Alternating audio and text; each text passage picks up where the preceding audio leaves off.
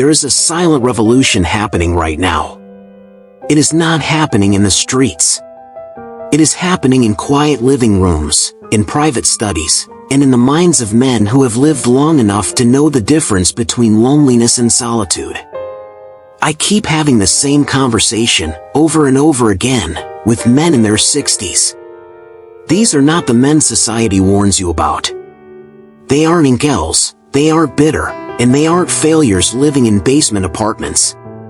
These are successful men. Stable men. Men who have built businesses, raised families, and navigated the complexities of life with dignity. They are men who know exactly what relationships require. And yet, they are looking their families, their friends, and society in the eye and saying something that terrifies the collective consciousness. I would rather die alone than date again. To the outside world, this sounds like a tragedy. It sounds like giving up. But today, we are going to explore why this isn't a surrender, it is a liberation. These men haven't walked away because they can't find someone. They haven't walked away because women aren't interested. They have walked away because they did something most people are too afraid to do. They ran the numbers. They calculated the return on investment. And when they looked at the invisible tax of modern companionship versus the profound value of their own peace, the math was undeniable. If you are watching this, and you feel a strange sense of guilt for wanting to be alone, stay with me. I am going to show you why you aren't broken. I'm going to show you why you are finally free. To understand why you are walking away now, we have to look at why you walked in, to begin with. Do you remember him? The 25-year-old version of you? He didn't just want a relationship, he needed it. It felt like a biological imperative. You looked at the world through a lens of longing. You saw couples and felt that ache in your chest, the desire for a witness to your life. You wanted someone to build with, someone to come home to, a partner who would make the hard days softer. The fantasy was crystal clear, a team of two, facing the world back to back. So, you did the work. You entered the arena. You risked rejection, you improved yourself, you pursued. Maybe you found her. Maybe you spent 10, 20, or 30 years building that empire of two. And let's be honest about the labor that required. You provided. You protected. You showed up on the days you wanted to quit. You absorbed her stress like a sponge. You managed her emotions while suppressing your own. You compromised your needs to keep the peace, believing that this was the noble sacrifice of manhood. You believed in the contract, give and take, sacrifice and reward. But then, the contract expired. Maybe it was a divorce. Maybe it was her passing. Maybe the relationship simply eroded until there was nothing left but dust. However it happened, you survived the ending. You walked through the fire and came out the other side. And that is when the surprise hit you. You expected grief. You expected loneliness. But what you actually found was relief. Not the kind of relief you admit at a dinner party. Not the kind you tell your children. But a deep, physiological relief. Like a rucksack filled with lead had been cut from your shoulders. For the first time in decades, you could breathe. The ambient static of another person's expectations was gone. And in that silence, you started doing the math. You began to conduct an audit of your life. You looked at the ledger of the last 30 years. You added up the compromises. The hobbies you abandoned because she didn't see their value, the friends who drifted away because maintaining the relationship consumed all your social battery, the dreams you shelved because her security came before your ambition, the peace you traded, day after day, just to keep the emotional climate of the house stable. You looked at what you received in return. Yes, there was companionship. Yes, there were memories. But the cost? The cost was your autonomy. Your freedom. Your ability to move through the world without a constant negotiation. Then, you did the most dangerous calculation of all. You imagined doing it again. You imagined the second act. Meeting someone new. The exhausting courtship phase where everyone is wearing a mask, pretending to be better than they are. You imagine slowly discovering her list of requirements. You imagine the inevitable erosion, the return of the negotiations, the management of moods, the emotional labor of keeping another human being satisfied while your own needs are pushed to the back of the line. You imagined her moving into your space, the space you have finally made peaceful.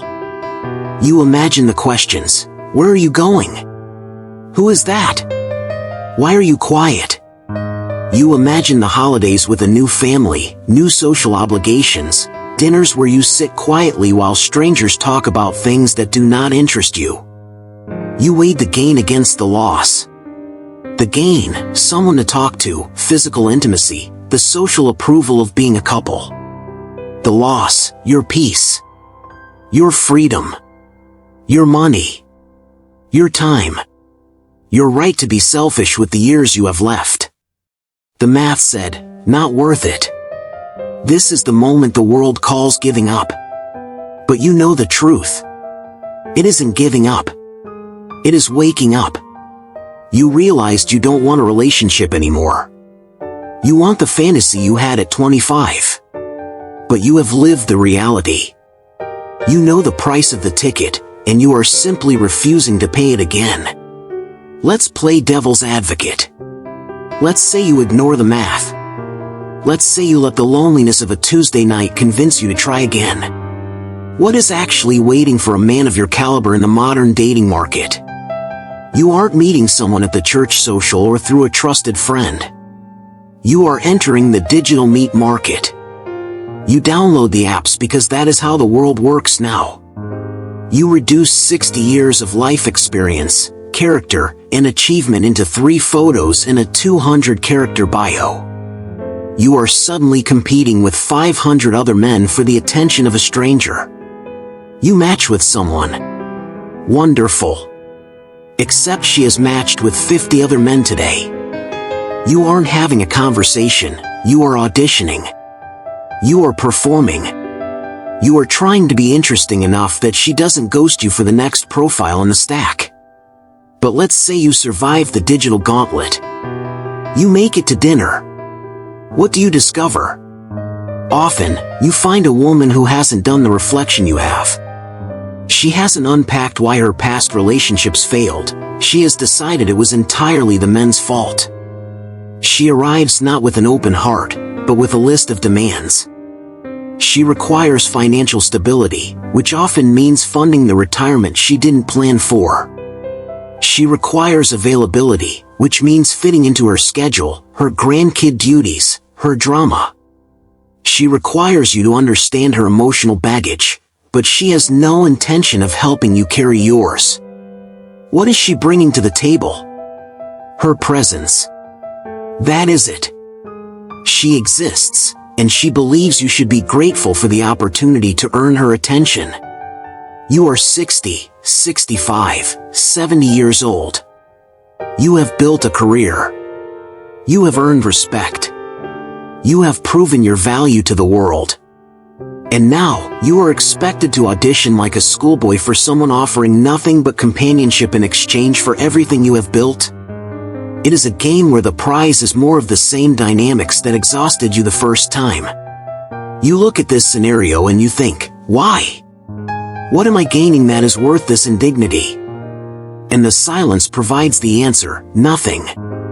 There is a scientific reality that nobody talks about, something that society frames as a loss but is actually your greatest asset. The decline of your testosterone is not a curse. It is a gift. It is the lifting of the fog. When you were 25, your biology made you irrational. Testosterone flooded your system and overrode your judgment. You would see an attractive woman, and your brain would engage in a massive rationalization campaign. You would tolerate behavior you shouldn't tolerate. You would ignore red flags that were waving in your face. You would sign contracts, both legal and emotional, that were against your best interests. Why? Because your chemistry was screaming at you to reproduce, to conquer, to pursue. That override switch is gone. Now, the hormonal fog has cleared, and for the first time in your life, you can see women clearly. You can look at a potential partner and actually evaluate. Is she pleasant? Is she reasonable? Does she add value to my life, or does she extract it? Your brain performs this calculation without the hijacking of your libido. And what does your brain conclude? It is not worth the disturbance. The companionship she offers does not compensate for the peace you would lose. The physical intimacy does not justify the emotional exhaustion. People think something is wrong with you because you aren't driven to chase anymore. But nothing is wrong. You are finally thinking straight. You are making decisions based on logic instead of chemistry, reality instead of fantasy. You have evolved past the programming that kept you running on the hamster wheel. You have reached the point where you can choose peace over sex, well-being over biology. That is not a defect. That is enlightenment. After the relationship ended, after the dust settled, you started building something you didn't even realize you were constructing. Peace. Describe the morning. You wake up, and the house is quiet. Not the tense, heavy silence of unspoken resentment that you remember from your marriage. Just quiet. Peaceful. Your coffee. Your routine. Your schedule. There's no one's mood to manage before you have even brushed your teeth. Your day belongs to you. If you are working, you work. If you are retired, you pursue projects. When you come home, you return to the same peace you left. Your things are where you left them. No one has decided your space needs to be improved. No one has rearranged your sanctuary. Your evening is yours. Cook a steak or eat cereal. Watch a documentary or sit in silence staring at the wall. The time is yours. There is no compromise. No, what do you want to watch? No, we need to talk. You started noticing things. You realized how much energy you have when you aren't absorbing someone else's negativity. You realized how much better you sleep when you aren't worried about saying the wrong thing tomorrow. You rediscovered hobbies you abandoned years ago. Maybe you're working on a classic car. Maybe you're fishing. Maybe you're just reading books without interruption. These weren't luxuries. These were parts of your soul that you sacrificed on the altar of partnership. And you are not giving them up again. Your health improved. Blood pressure down. Stress down. It turns out, chronic relationship stress was slowly killing you. The doctors prescribed pills, but the real cure was solitude. And your money? It is yours. You spend it on tools, trips, investments. You aren't funding someone else's lifestyle. You aren't buying gifts for in-laws you don't like. You aren't paying for experiences you don't want. Every dollar is a soldier that works for you. This is what you built. Not isolation. Sovereignty. The right to live life on your own terms. Let's talk about the cost that nobody mentions. The invisible tax of relationships. It's not the money. It's the mental bandwidth. Every relationship requires constant emotional labor. It is the job of managing her feelings, anticipating her moods, navigating her reactions, and preventing conflicts before they start. You became an expert at reading the temperature of the room. You would hear the garage door open or the key in the lock, and your body would tense up. You would have to assess, what kind of day did she have? Is she stressed? Is she angry? And then, you would adjust. You would shrink. You would edit your words. Because if you didn't, you would pay for it later. Walking on eggshells in your own home is a form of torture. That level of hypervigilance wears down your nervous system in ways you don't recognize until it stops. Since it ended, You have discovered that you don't want to do that job anymore. You don't want to be an emotional manager. You don't want the responsibility of being the sole source of someone else's happiness. You have tasted what it is like to live without that burden. To come home and just be. Women often don't understand this calculation. They think you are afraid of commitment. They think you are damaged. They don't realize that you aren't afraid of relationships, you are simply exhausted by what they require. You have paid your taxes. You have done your time. You are retired from the job of relationship management. Of course, the world doesn't like this. Your family doesn't understand. Your married friends look at you with a mixture of pity and suspicion. They say things like, "Don't you want someone to grow old with? Aren't you lonely? You can't give up on love." Here's what they are really saying: your freedom makes us uncomfortable. If you are happy being single, it forces them to question their own choices. It forces them to look at the compromises they are making, the misery they are tolerating out of fear. Your peace is an unspoken accusation against their lifestyle. The married men are the worst offenders. They will sit there, exhausted, browbeaten, terrified of their wives' moods, and tell you that being alone is no way to live. Meanwhile, you are looking at their life, the bickering, the control, the lack of freedom, and thinking, why on earth would I want what you have? But you don't say it. You just smile. Because you have learned that people trapped in cages often get angry at the birds who choose to fly. People try to use FOMO, fear of missing out, to drag you back in. They act like you are missing some grand human experience. Let's be brutally honest about what you are actually missing. You are not missing the drama, the manufactured crises, the friend conflicts you are expected to mediate. You are not missing the testing, the constant, subtle evaluation of your behavior. Did you notice the haircut? Did you say the right thing? Why didn't you text back immediately? You are not missing the surveillance, the feeling of being monitored in your own life. You are not missing her adult children's problems becoming your problems. You didn't sign up to be a financier for a 30-year-old who can't hold a job.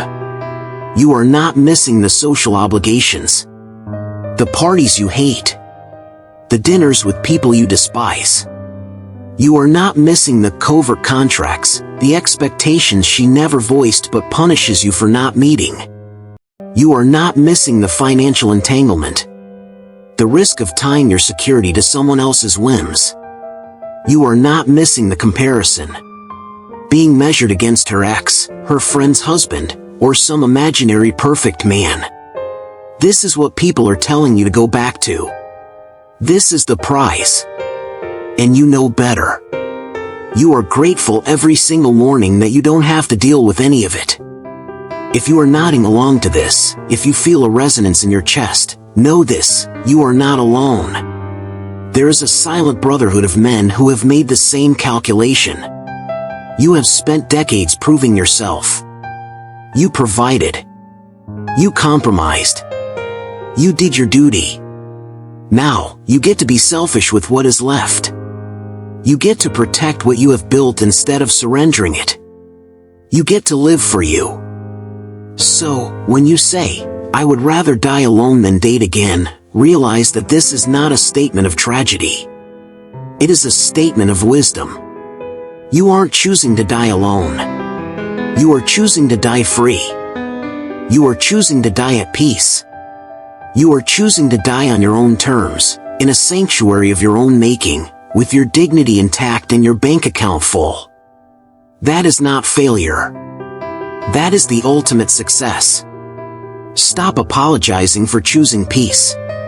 Stop explaining your math to people who cannot count. You have earned this silence. Enjoy it. Welcome to the archive. If you value your peace, subscribe.